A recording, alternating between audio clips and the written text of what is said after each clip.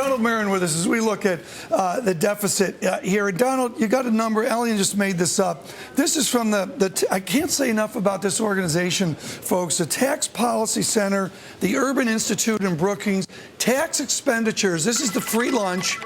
$965 billion for income tax, individual income tax, and those evil corporations are only $103 billion. Do I have that right, Dr. Marron? That sounds like it's in the right neighborhood. Absolutely.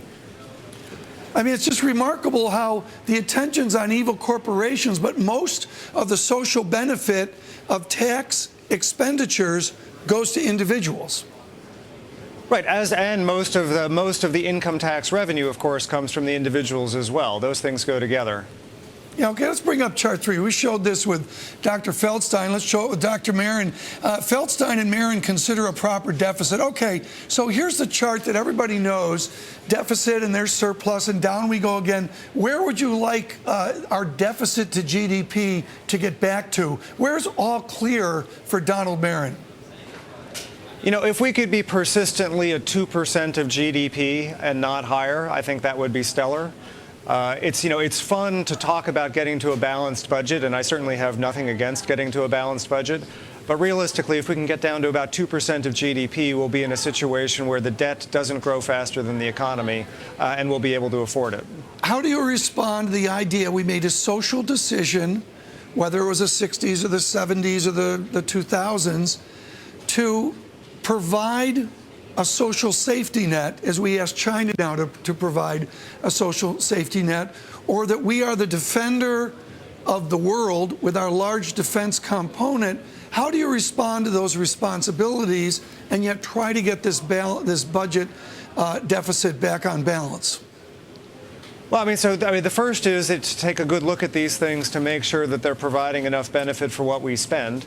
Right, certainly on the defense side, there's a lot of evidence that we spend more than is necessary for the level of national security we achieve.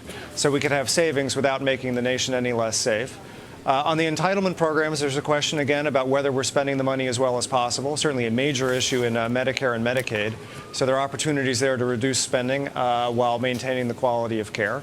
But then further out, if you look out in the future and you see the aging of the population and rising health care spending, but financed a lot by the federal government, we may also have to accept the reality that the government will be bigger in the future than it has been in the past. Just one final idea here, and I'd like you to really talk on this if you would. The idea of this deficit that we have, how much of a drag will it be on our GDP, on our economic output? Well, we're in a period now where the economy's been very weak and the deficit has not been a very major drag.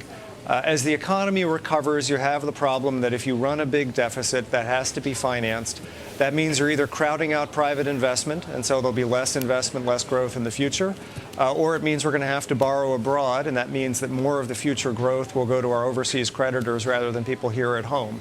So through either of those two channels, the deficit will weaken the economy and cause us to be less rich in the future. Great. Donald Marron, thank you so much. Really wonderful from the Tax Policy Center. And you can go there. There's a number of other sites where they really try to give you a nonpartisan feel, including, of course, Doug Elmendorf's Congressional Budget Office.